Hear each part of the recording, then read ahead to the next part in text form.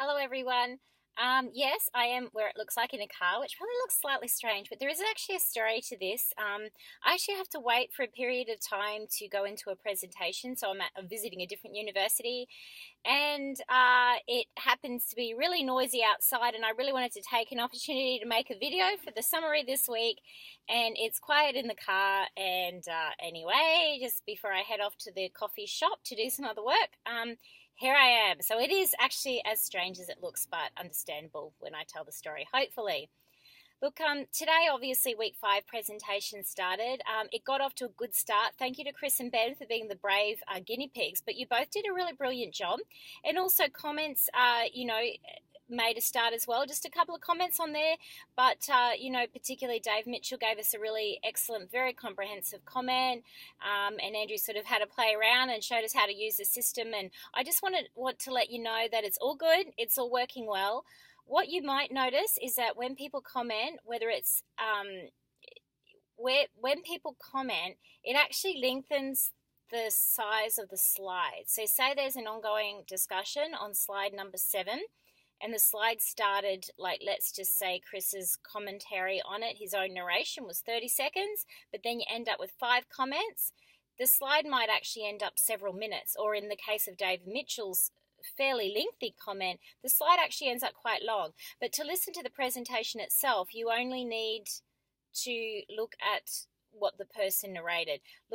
Sorry, that's probably going to sound confusing. You'll see what I mean when I get in there. But all I'm saying is if the slide looks like it's quite long, it's only been lengthened by the comments, but the actual size of the narration will be a fair bit smaller. So the 2 narrations I've looked at are around 10 to 12 minutes. And like I said, the comments lengthens it out. So, but go in, have a look. There's a little plus sign in the middle of the presentations. When you press that, it can let you do an audio or a written comment. I probably myself would, yeah, up to you. But anyway, you can have a look around. There are tutorials that you've been pointed to in your instruction sheet, but also I've just posted one on discussion board as well that I thought was reasonably easy, that is actually there in VoiceThread. If you browse VoiceThread tutorials, you can find out just about anything. They're always 2 minutes, really simple. So I think it's quite a good app once you're used to it. Now, just moving on to this week's actual discussion. So look, the first question was, how do we understand different trade and security relations in the region? I don't think there's a simple answer. I think there's probably ways you could answer it, and this is where I probably want to draw attention to theoretical lenses. So if you're going to look at it from a realist point of view, you might bring in topics that relate to our national interests in quite a narrow way, like military relationships, for example, who we get the most money from. So that's a fairly compelling argument when we look at China, for example, and their significance in terms of being our largest trading partner. We really need China and rely on them economically. However, when you get into other factors, then you might want to take a more constructivist approach. Who have we built alliances with? Not all countries have got strong trading or security relationships with us, but over time and norms and the way we're brought together with different institutions. Look, Japan used to be our largest trading partner. They're not anymore. They're still fairly significant to us, but we're drawn into an alliance with Japan and the USA. So in this sense, we sort of share a certain amount of cultural and institutional norms and an understanding of how security arrangements should be in the region. So if you're taking a more constructivist approach, you might have a look at how some of these key relationships have emerged over time. And then if you're looking at a more liberal and internationalist approach, in which case that we rely on cooperation on different issues, you might even look at a key relationship like Indonesia, where we probably don't share as much culturally.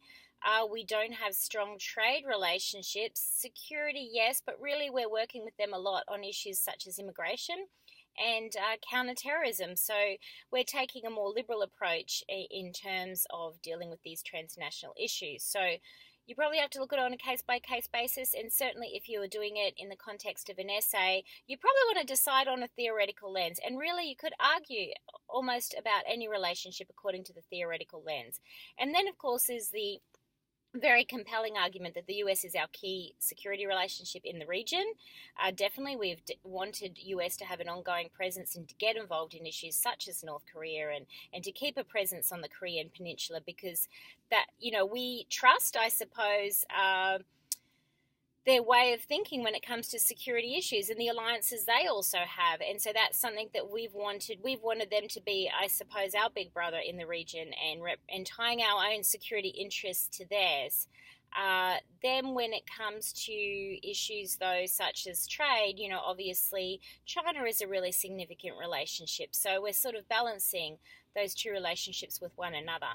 Now, in terms of culture, we've already talked a lot about the importance of the US. We talk a lot less about the importance of Britain, but I think just remember historically, our law and order and all the institutions that we take into the international community, when we do capacity building with a lot of countries in Southeast Asia, we try often to influence the way they build their legal and democratic institutions. There's a lot of also oversight of elections and encouraging free elections, and we've done that in countries like Myanmar and Cambodia, and all of this relies on a certain system that is actually based on British values, and in fact a lot more closely than the US political system, thank goodness. So I suppose those traditions are still worth something, particularly if you're taking the liberal perspective in the institute, which relies a lot on that idea of institutionalized democracy, for example, and how we interact with other nations on that global cooperation and multilateral level. So look, they're just the two comments I was going to make today. Like I said, you could argue it from a number of different theoretical perspectives. Choose the one that you like. And look, just get into assignment 2A. If you've got a presentation, have a look at the others. That'll give you some ideas.